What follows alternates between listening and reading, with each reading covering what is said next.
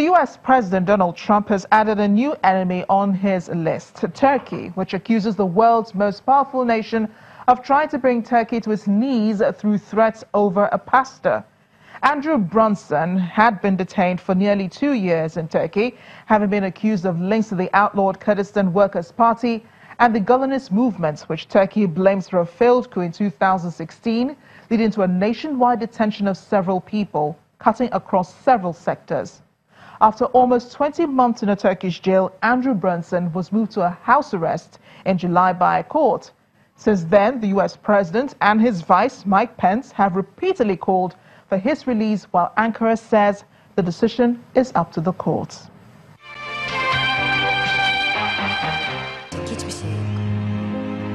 It will not be the first time the Turkish President Recep Tayyip Erdogan has spoken about the American pastor.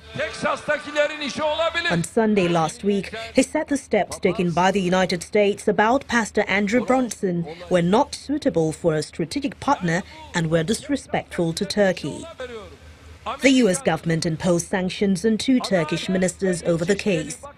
Erdogan has responded with his own measures. Steps taken about Pastor Andrew Brunson are not suitable for a strategic partner, and by taking those steps, the U.S. is being seriously disrespectful to Turkey. We had waited until yesterday night. Now, I am giving orders to my colleagues, and we're going to freeze assets of U.S. Interior and Justice ministers in Turkey, if there are any. A few days before that, he had told reporters the threatening language of the United States will not benefit anyone, and that Turkey would not make compromises regarding the independence of the judiciary and would not accept the remarks of the evangelist Zionist mentality in the United States. He had said he would hold talks with the U.S. Secretary of State Mike Pompeo on the sidelines of the ASEAN meeting in Singapore. Perspective on this agreement.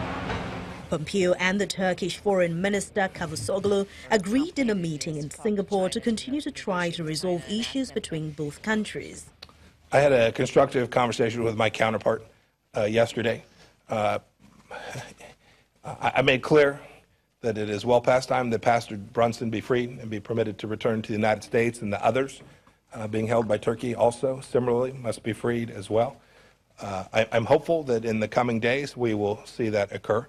And I don't want to predict in the future what we might or might do to further enhance the likelihood that that occur. We had a good conversation.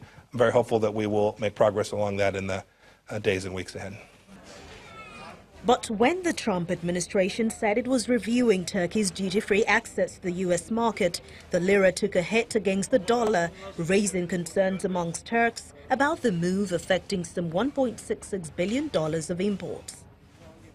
The currency is said to have lost 27% of its value this year, battered mainly by concern about President Tayyip Erdogan's drive for greater control over monetary policy.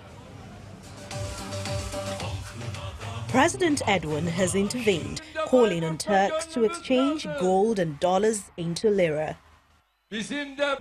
Speaking to a crowd in the northeastern city of Bayburt, he framed the country's crisis a national battle against economic enemies and said the country was facing artificial financial volatility.